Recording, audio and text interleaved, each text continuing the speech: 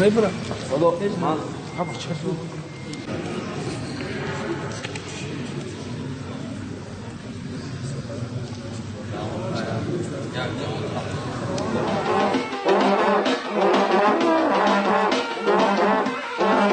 مهاجران عزیز، اگر شما خواهش گذشتن گرانیت را دارید، نمیدانید که با کی روید و براحت روید، اگر به حضور خطی کنید ولی هر دش در خدمت کنید، یعنی که شما را به سرحد قزاقستان سوق سلامت برده میآورد. به خواست خداوند رقم‌هاش نویسید، زنگ زنید، از نام ما حتما سلام رسانید و البته نکته نماند که برای شما سکیت یعنی که تخفیف است.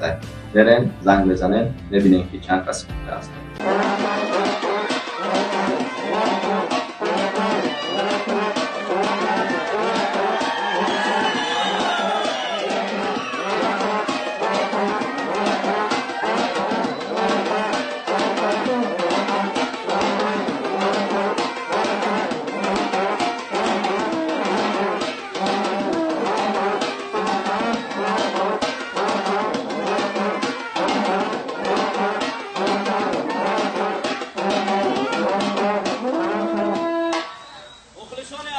هواداران و راغبان صنعت محاربه‌های آمیخته، اولین عقاب بلندپرواز تاجیک که از اقیانوس دورتر، اولین نفری که تحریک سازی کرد در شرکت یا تشکیلات با نفوذ UFC، اولین ورزشکاری که همین پرواز بلندش او را به غلبه آورد.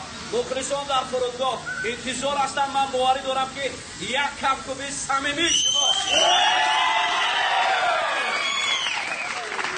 نورالله فرزندی همین دیار است.